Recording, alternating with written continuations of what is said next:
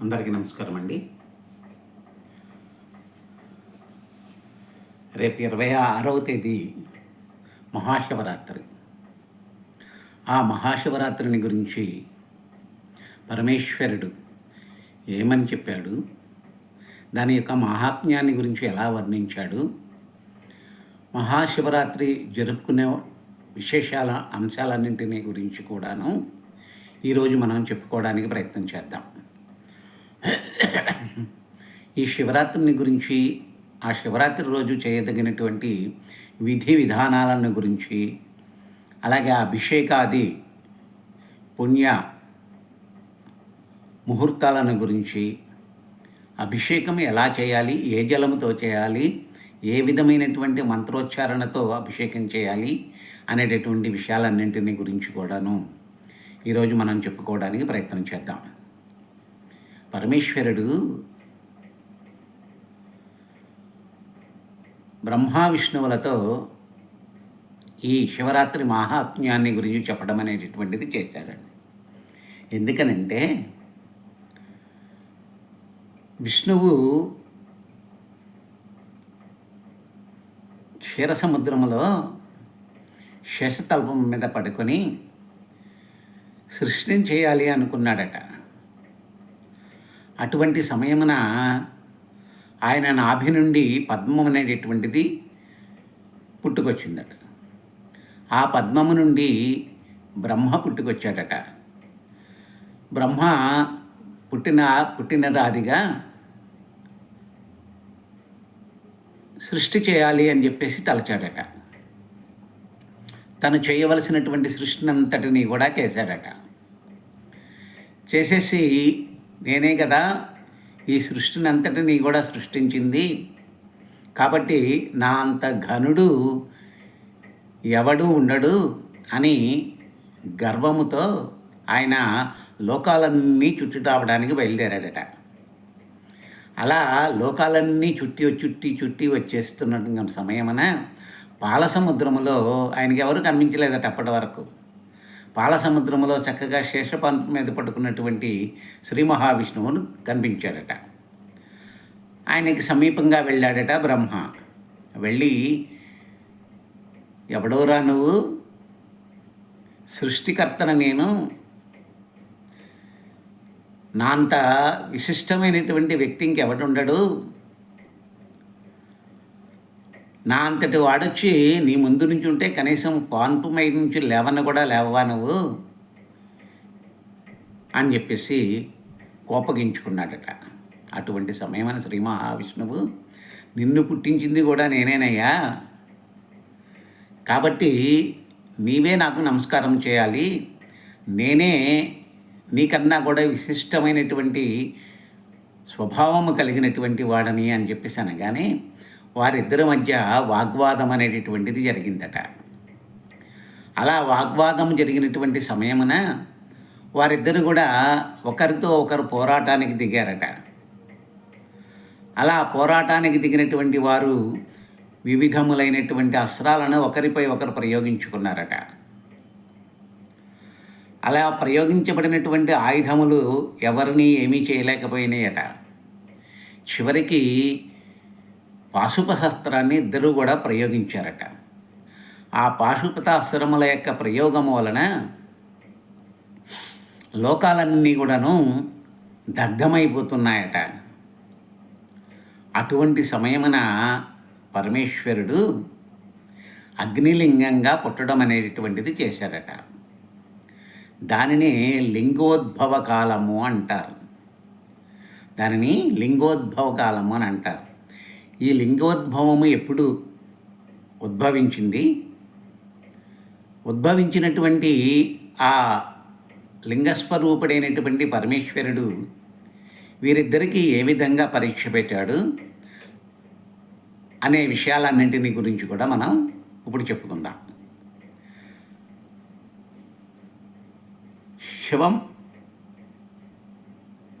శివపురాణములో, మహాశివపురాణములో పరమేశ్వరుడే, సాక్షాత్తు పరమేశ్వరుడే బ్రహ్మ విష్ణువులకు ఈ శివరాత్రి మహాత్మ్యాన్ని గురించి చెప్పడం అనేటటువంటిది చేశాడట. ఆయన ఏం చెప్పాడనేటటువంటిది ఇప్పుడు చూద్దాం. తుష్టోహమజ్యవాం వత్సౌ పూజయమాస్మిన్ మహాదినే దినమే తత్తత్తః పుణ్యం భవిష్యతి మహత్తరం శివరాత్రిరితి ఖ్యాత తిథిరేషా మమ ప్రియా ఏతత్కాలే తు యః కుర్యాత్ పూజాం మల్లింగవేరయోః కుర్యాత్తు జగతః కృత్యం స్థితిసర్గాదికం పుమాన్ శివరాత్రావహోరాత్రాం నిరాహారో జితేంద్రియః అర్చయేద్వా యథా న్యాయం యదా బలమవంచకః అని వివరించాడటండి. దీనిలో ఉన్నటువంటి భావం ఏంటంటే, నాయనలారా, మీరు ఈనాడు చేసినటువంటి పూజకు నేను చాలా ఆనందపడ్డాను, సంతసించాను. ఈరోజు చాలా గొప్పది, పవిత్రమైనటువంటి దినము. ఈరోజు శివరాత్రి అనే పేరు మీద ప్రసిద్ధి వహిస్తుంది. ఈ తిథి నాకు చాలా ఇష్టమైనటువంటిది. ఈరోజు నన్ను పూజించి వారందరూ కూడా కృతార్థులవుతారు. ఈరోజు ఉపవాసం చేసి శక్తి వంచన లేకుండా అభిషేకాలను చేయించినటువంటి వారు ధన్యాత్ములు అవుతారు అని సాక్షాత్తు పరమేశ్వరుడే చెప్పడం అనేటటువంటిది చేశాడు. ఆ పరమేశ్వరుని యొక్క పుణ్యతిథిగా, పుణ్యదినంగా శివరాత్రి అనేటటువంటిది వచ్చింది అని చెప్తున్నాడు అన్నమాట. ఇది మాఘమాసంలో వచ్చేటటువంటి పవిత్రమైనటువంటి పండుగ, దైవ కార్యము కూడా. దేవయానానికి అంకురార్పణ జరిగినటువంటిది కూడా ఇప్పుడే. దేవయానము అంటే ఉత్తరాయణ కాలము అని అర్థం. దక్షిణాయన కాలాన్ని దేవాయనం అని అంటారు. మాఘమాసం ప్రారంభమైనప్పటి నుండి పవిత్రమైనటువంటి పర్వదినాలు ప్రారంభమవుతాయండి. వాటిలో ముఖ్యమైనటువంటిది శివరాత్రి. ఈ శివరాత్రి విశేషాలను పద్మపురాణములోను, స్కాంద పురాణములోను, లింగ పురాణములోను, గరుడ పురాణములోను చక్కగా వివరించడం అనేటటువంటిది జరిగింది. ప్రతి నెలలో బహుళపక్షం 14వ రోజును మాస శివరాత్రి అని పిలుస్తాం. మాఘమాసం బహుళ చతుర్థిని మహాశివరాత్రిగా భావిస్తాం. మాస శివరాత్రి 12 నెలల్లోనూ ఉంటుంది. మాఘ బహుళ చతుర్థి అమావాస్యకు ముందుగా వచ్చే రోజును మహాశివరాత్రిగా వ్యవహరిస్తూ ఉంటాం మనం. శివరాత్రి కాల నిర్ణయంలో ఒక నియమం ఉన్నది. ఏమిటయా ఆ నియమం అంటే, శివరాత్రి రోజు బహుళ చతుర్దశి తిథి అర్ధరాత్రి 12 గంటల వరకు ఉండాలి. ఉంటేనే అది ఆ రోజు శివరాత్రిని మనం జరుపుకోవాలి. అలా లేని పక్షంలో అమావాస్య గడిలు కనుక వచ్చినట్లయితే ముందు రోజే మనం మహాశివరాత్రిని జరుపుకోవలసి ఉంటుంది. కాబట్టి ఆ తిథి నిర్ణయం అనేటటువంటి దాన్ని బట్టి ఈ మహాశివరాత్రి అనేటటువంటిది జరుపుకోవడం అనేటటువంటిది చేస్తారు. మహాశివరాత్రి కనుక మంగళవారం వస్తే అది మహత్తరమైనటువంటి రోజు అవుతుందటండి. మంగళవారం వస్తే మహాశివరాత్రి మహత్తరమైనటువంటి రోజు అవుతుందట. శివరాత్రి నాడు మనం ఏమేమి చేయాలి అని అంటే, ముందుగా ప్రాతకాలంలో లేచి స్నానాధికాలు ముగించుకొని ఉపవాసం చేయాలి ఆ రోజంతా కూడాను. శివపంచాక్షరి మంత్రాన్ని అంగన్యాస కరన్యాసములతో కలిపి 1000 మార్లు జపించడం అనేటటువంటిది చేయాలి. ఉపవాసం చేయడం అంటే అక్కడ తినకుండా ఉండడం కాదండి. ఉపవాసము అంటే పరమేశ్వరునికి దగ్గరగా ఉండడం అని అర్థం. పరమేశ్వరునికి దగ్గరగా ఉండడము అంటే అర్థం ఏంటంటే, మనస వాచ కర్మణ, శరీరము, మనస్సు, శ్వాస అన్నీ కూడాను భగవంతుని పట్ల నిమగ్నం చేసేసి చెయ్యాలట. దానినే మనం పవిత్రమైనటువంటి పూజగా భావిస్తాం. ఈ శివనామము పంచాక్షరి మంత్రం ఓం నమ శివాయ అనేటటువంటి దానిని మనం 1000 మార్లు జపించాలట. రోజంతా ఖాళీగానే ఉంటాము కదా, ఉపవాసం చేస్తూ ఉంటాము కదా, స్వామికి దగ్గరగా ఉంటాము కదా, కాబట్టి అప్పుడు 1000 సార్లు చేయడం అనేటటువంటిది పెద్ద లెక్కలోది కాదు. శివరాత్రి వ్రతం కరిష్యే తన్మహాఫలం నిర్విఘ్నమస్తు తత్ప్రసాదాత్ జగత్పతే అని పరమేశ్వరుని ధ్యానించాలట. శివరాత్రి వ్రతం కరిష్యే, నేను శివరాత్రి వ్రతాన్ని చేస్తున్నాను. తన్మహాఫలం నిర్విఘ్నమస్తు, దాని యొక్క ఫలం అనేటటువంటిది నిర్విఘ్నంగా కొనసాగాలి. తత్ప్రసాదాత్ జగత్పతే, దీనిని ప్రసాదించినటువంటి వాడు పరమేశ్వరుడే. ఆ పరమేశ్వరుని మనం నిత్యము కూడా జపిస్తూ ఉండాలి అని చెప్తున్నాడు. ఎలా చేయాలి అంటే, ఆ రోజు మారేడు దళాలను తీసుకొని వచ్చుకోవాలండి. ఆవు పాలతో కలిపి శివలింగం మీద తర్పణంగా విడిచిపెట్టడం అనేటటువంటిది చేయాలి. ఇలా శివపూజ శివధ్యానముతోనే ఆ రోజంతా కూడా గడపాలి. అలాగే చేయగలిగినటువంటి స్తోమత ఉన్నటువంటి వారు రుద్రాభిషేకం చేయించుకుంటే ఇంకా మంచిది. దానితో పాటుగా ఏకాదశకం చేస్తే ఇంకా మంచిది. ఏకాదశి రుద్రాభిషేకం అంటారు. అలాగా వీలు కాని పక్షంలో మామూలుగా స్వామి సమీపమున కూర్చొని పంచాక్షరి మంత్రాన్ని స్మరించుకున్నా సరిపోతుంది. ఇక అభిషేకం కూడా మహాన్యాసము లేక లఘున్యాసపూర్వకంగా చేస్తే ఇంకా చాలా మంచిది అని చెప్పేసి పెద్దవాళ్ళు చెప్పినటువంటి విషయం. మనం ఇక శివలింగం ఎలాంటి దానికి మనం అభిషేకం చేయాలి అని అంటే, స్ఫటికలింగం కానీ, లేకపోతే నర్మదా నదిలో దొరికినటువంటి బాణంతో చేసినటువంటి బాణలింగం కానీ, లేకపోతే మట్టితో చేసినటువంటి పార్థివలింగం కానీ తీసుకొని మనము పరమేశ్వరుని యొక్క అభిషేకం చేయడం అనేటటువంటిది చేయాలి. దానితో పాటుగా షోడశోపచార పూజలు మనం చేయడం అనేటటువంటిది కూడా చేయాలి.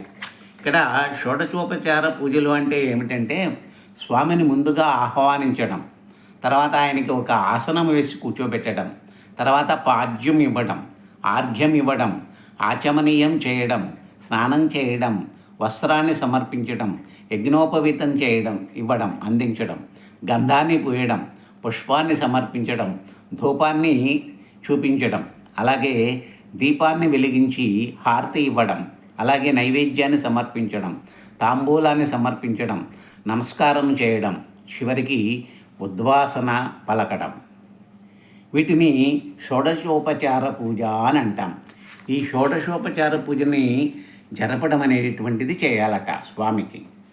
అలా తర్వాత మహారుద్రంతో 11 సార్లు అభిషేకం చేయాలంట. చేయగలిగినటువంటి వాళ్ళు అని చెప్పుకున్నాము కదా ఇందాక. అలాగా అది కుదరని పక్షంలో స్వామికి పంచాక్షరి మంత్రంతో జపం చేసుకుంటూ కూర్చుంటే సరిపోతుంది. అభిషేకానికి మరి ఎలాంటి జలం వాడాలి, ఏ జలము వాడాలి అంటే, అభిషేకానికి గంగాజలం మాత్రమే వాడాలి. ఒకవేళ గంగాజలం దొరకలేదనుకోండి, అది కుదరని పక్షంలో మనము అభిషేకించినటువంటి నీటితో మనం అభిషేకం చేయాలి. ఏ నీటితో పడితే ఆ నీటితో మనం అభిషేకం చేయడం అనేటటువంటిది చేయకూడదు. జలములు విషపూరితంగానే ఉంటాయి. ఆ జలాలని నిర్విషం చేయాలి. విషరహితమైనటువంటి జలంగా చేయాలి. నిర్విషం ఎలా చేయాలి అంటే, విష విరుగుడు మంత్రం అని ఉంటుందండి. విషాహరణ మంత్రం అనేటటువంటిది అది, లేకపోతే మృత్యుంజయ మంత్రాన్ని చేస్తూ మనం ఆ విషహరణం అనేటటువంటిది చేయాలట. దానిలో విష విరుగుడు మంత్రం ఏమిటయా అంటే, ఓం కణిచికీణి కక్వాణి భూతహారిణి ఫణివిషిణి విరదనారాయణి ఉమే దహదహ వాస్తే చండే రౌద్రే మహేశ్వరి మహాముఖి జ్వాలాముఖి శంఖకర్ణి శంఖముండి శత్రుం హన హన హన సర్వనాశిని స్వేదయ శోణితం తన్నిరీక్షసి మనసా దేవి సమ్మోహయ రుద్రస్య హృదయే జాత రుద్రస్య హృదయే స్థిత రుద్రో రౌద్రేణ రూపేణ త్వం దేవీం రక్ష మాం హ్రూం మాం హ్రూం ఫ ఫ ఫ ఠ ఠ స్కందమేఘల బాలగ్రహ శత్రువిహారీ ఓం షావే మావే హర హర విశోంకార హర హరిణి విషవేషే హాం శబరి హూం శబరి అకౌళదేహే తే సర్వే వించ మేఘమాలే సర్వనాగాది విషహరణం. ఇది విషహరణ మంత్రం అంటారండి దీనిని శ్రీ మహావిష్ణువే గరుత్మంతునితో చెప్పినటువంటి మంత్రం ఇది. వేదవ్యాసుడు గరుడ పురాణంలో దీనిని మనకు అందించడం అనేటటువంటిది చేశాడు. గరుడ పురాణం 27వ అధ్యాయంలో ఈ మంత్రం మనకి దొరుకుతుందన్నమాట. ఈ మంత్రాన్ని మనం జపిస్తూ మనం తీసుకొచ్చినటువంటి మామూలు సాధారణమైనటువంటి జలాన్ని మనం విషవిరుగుడు చేసి అప్పుడు మనం ఆ జలముతో అభిషేకం చేయొచ్చట. లేకపోతే మరొకటి ఏంటంటే తేలికైనటువంటి భావన ఏంటంటే త్రయంబకం యజామహే సుగంధిం పుష్టివర్ధనం ఉర్వారుహ ఇవ బంధనాత్ మృత్యోర్ముచ్ఛీయమామృతాత్ అనేటటువంటి మృత్యుంజయ మంత్రాన్ని కూడా స్మరిస్తూ మనం విషహరణము చేయడానికి ప్రయత్నం చేసి అప్పుడు ఆ జలముతో శివునికి అభిషేకం చేయడం అనేటటువంటిది చేయాలట. ఇది చాలామంది పాటించరు ఇలా చేయడానికి. మామూలుగా జలం తీసుకొచ్చేసి అభిషేకం చేయడం అనేటటువంటిది చేస్తారు.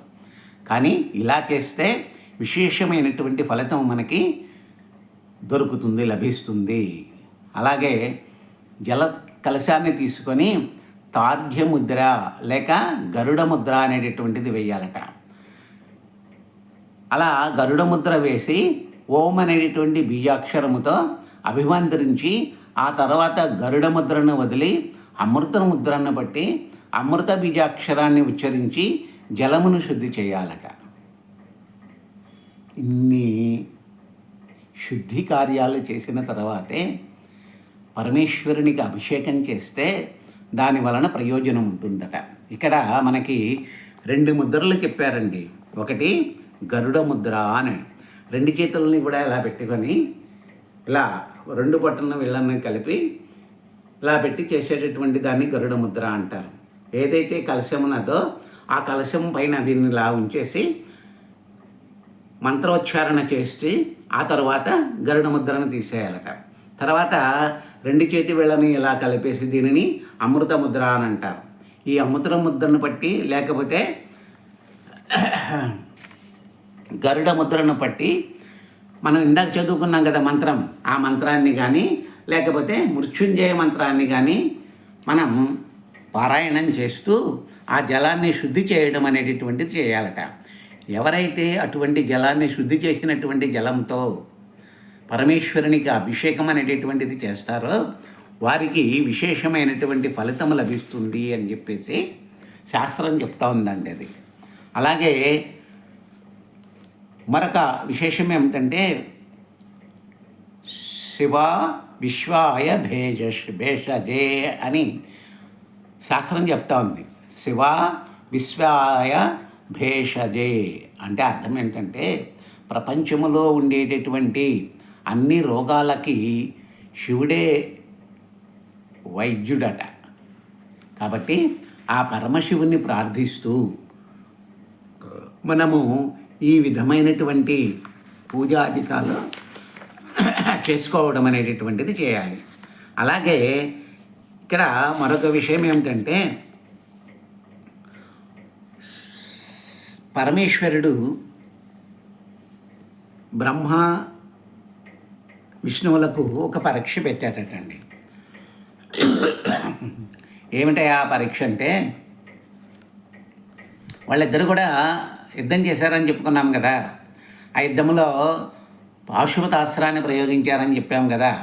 ఎప్పుడైతే పాశుపతాస్త్రాన్ని ప్రయోగించారో వాళ్ళిద్దరూ కూడాను, అటువంటి సమయమున పరమేశ్వరుడు అగ్నిలింగంగా అక్కడ ఆ రెండు పాశుపతాస్త్రాల మధ్యలో వెలయడం అనేటటువంటిది చేశాడట. ఆ అగ్నిలింగానికి ఆది అంతం అనేటటువంటిది లేకుండా అయిపోయిందట. ఆది అంతము రెండూ లేకుండా ఉన్నాయట. మీరు ఇద్దరు కూడా వెళ్ళి ఆది ఏదో అంతమేదో తెలుసుకొని రండి. తెలుసుకొని వస్తే మీ ఇద్దరిలో గొప్ప వ్యక్తి ఎవరో నేను నిర్ణయం చేస్తాను అని చెప్పేసి పరమేశ్వరుడు అన్నాడట. అటువంటి సమయమున బ్రహ్మ తన యొక్క హంస వాహనాన్ని ఎక్కేసి వెళ్ళిపోయాడట. అలాగే విష్ణువు కూడా తన గరుని మీద ఎక్కేసుకొని వెళ్ళిపోయాడట. ఎంత దూరం వెళ్ళినా వాళ్ళకి ఏమీ కనిపించలేదట. ఏం చేయాలో అర్థం కాలేదట. వెనక్కి తిరిగి వచ్చేసారట. వచ్చున్నటువంటి సమయమున బ్రహ్మ ఒక పిచ్చి పని చేశారట. ఏమిటయ్యా అంటే, తను చూసినట్లుగా సాక్ష్యం చెప్పడానికి ఒక మొగలి పువ్వుని అలాగే గోవుని తెచ్చుకున్నాడట.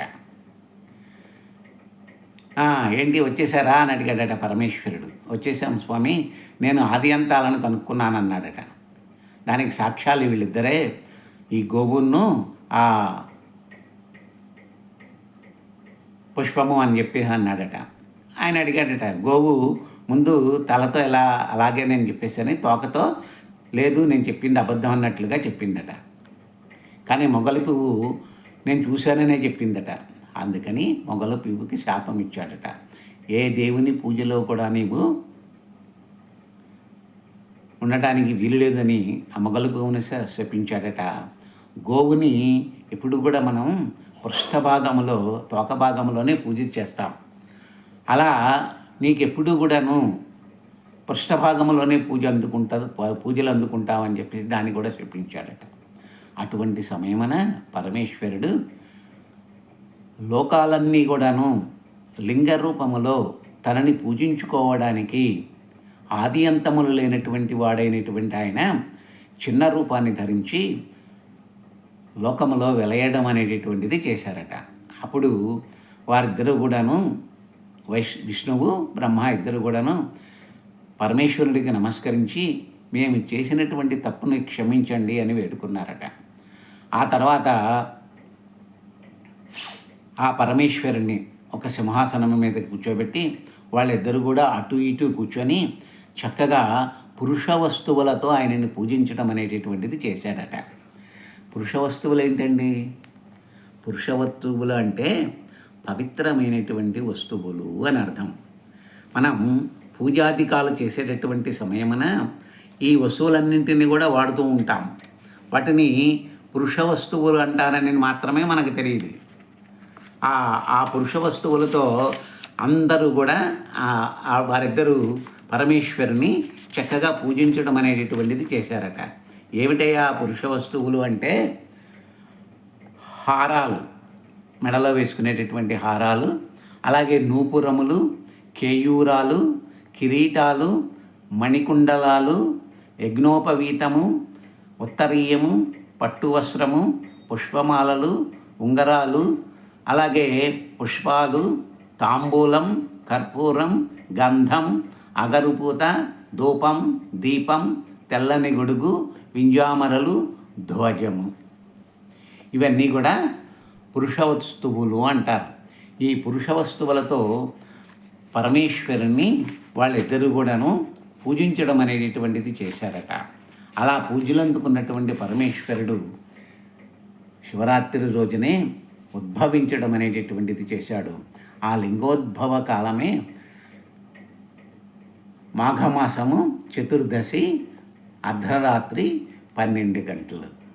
ఇక ఈ లింగోద్భవం జరిగినటువంటి ప్రాంతం ఏదయ్యా అంటే అరుణాచలము. అందుకనే అరుణాచలము పవిత్రమైనటువంటి పుణ్యక్షేత్రంగా విరాజిల్లుతుంది ఇప్పటికీ కూడా.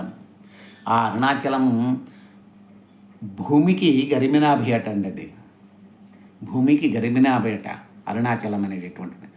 ఆ అరుణాచలం నుంచి కిందకి పైకి చూస్తే శివాలయాలన్నీ కూడా ఒకే సరళ రేఖలో మనకు కనిపిస్తాయి. భారతదేశంలో ఉన్నటువంటి శివాలయాలన్నీ కూడాను పైనుంచి కింద వరకు, అంటే హిమాలయ శిఖరాల దగ్గర నుంచి కిందనున్నటువంటి సముద్రం వరకు ఉన్నటువంటి ఈ ఆలయాలన్నీ కూడాను మనకి ఒకే సరళ రేఖలో కనిపిస్తాయి. దానికి గర్భనాభి మనం చెప్పుకున్నటువంటి అరుణాచలం. అరుణాచలేశ్వరుని యొక్క రూపము అగ్నిలింగంగా ఉంటుంది. అరుణము అంటేనే ఎర్రనిది అని అర్థం, అగ్ని అని అర్థం. కాబట్టి అగ్నిలింగం అక్కడ ఉద్భవించింది కాబట్టి దానిని అరుణాచలము అనేటటువంటి పేరు వచ్చింది. అరుణాచలం అనగానే మనకి స్వామి గుర్తుకొస్తారు.